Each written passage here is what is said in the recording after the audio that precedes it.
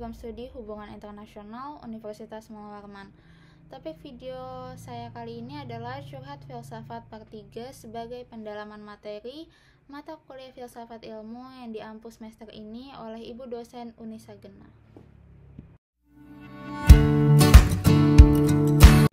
Di video saya di Curhat Filsafat Part 2, saya menjelaskan jawaban saya terlalu panjang dan terlalu banyak materi sehingga cenderung bertele-tele. Seharusnya saya bisa menyampaikan jawaban saya dengan singkat, padat, dan jelas.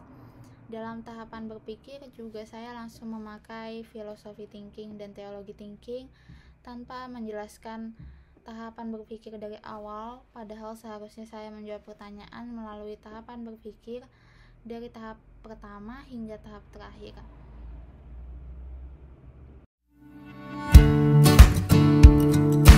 Untuk mencapai kebenaran atau the truth yang saya cari tentang kebahagiaan, perlu melalui proses terbentuknya ilmu yang mengolah informasi menjadi pengetahuan. Ilmu sendiri terdiri dari makna dan jiwa. Sampainya makna ke dalam jiwa, itulah yang dinamakan dengan ilmu.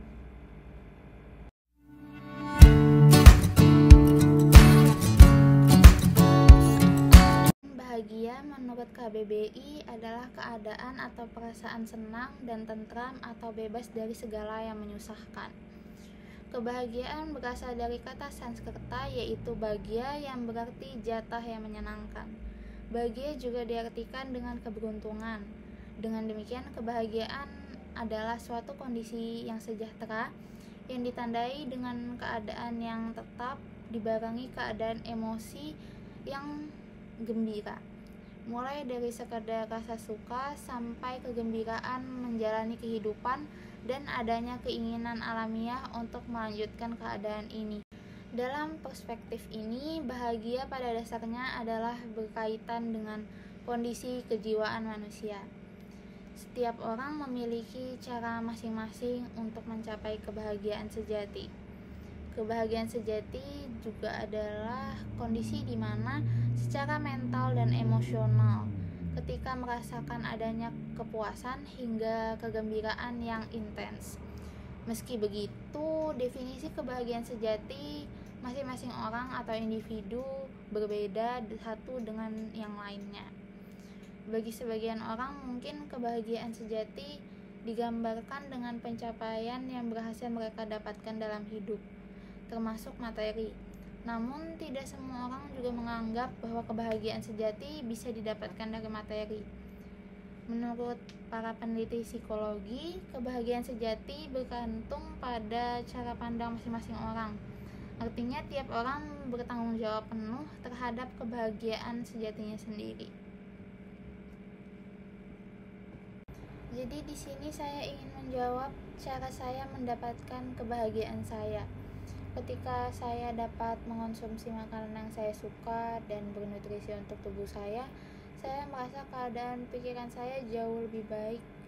Dan ketika saya dapat beristirahat dengan cukup, yaitu dengan tidur 7 hingga 8 jam dalam sehari untuk menjaga mental, fisik, dan fungsi otak saya. Ketika saya merasa bersyukur juga membuat saya lebih menyadari hal-hal positif di sekitar saya. Saya juga harus menerima segala sesuatu yang terjadi pada saya. Kemudian ketika saya merawat fisik saya atau merawat diri saya juga merasa bahagia karena fisik saya berpengaruh pada kesehatan mental saya. Sumber kebahagiaan itu ada di mana saja. Kuncinya pada kemampuan diri sendiri untuk memberikan makna atas hal apapun yang kita hadapi. Maksud dari memberi makna di sini yaitu saya harusnya bersikap netral atas kejadian apapun yang menimpa saya. Entah saya menilainya itu sebagai suatu hal yang positif ataupun negatif. Memaknai setiap kejadian yang sudah saya lalui sebagai suatu pembelajaran, bukan sebagai hal yang menjatuhkan saya, namun suatu hal yang menguatkan saya untuk kembali bangkit. Sehingga ketika saya ditanya apakah saya bahagia, Maka saya akan menjawab bahwa saya dapat bahagia ketika saya melihat kebahagiaan dari cara saya sendiri seperti yang saya sebutkan sebelumnya. Kebahagiaan saya juga didukung dengan keyakinan yang saya percaya, seperti yang saya jelaskan pada video part 2, bahwa kebahagiaan akan diperoleh oleh seseorang yang beriman dan berbuat baik. Sehingga saya berusaha untuk menjadi manusia yang terus berbuat baik dan menjalani hidup dengan baik untuk mencapai kebahagiaan saya. Kebahagiaan sendiri bisa didapatkan di mana saja dengan cara yang sederhana, tergantung pada persepsi dalam memberikan makna terhadap suatu masalah. Jadi jawaban saya, karena kebahagiaan sendiri itu bersifat subjektivisme dan bergantung pada cara pandang masing-masing orang atau individu dan bagaimana cara memaknai kebahagiaan itu sendiri.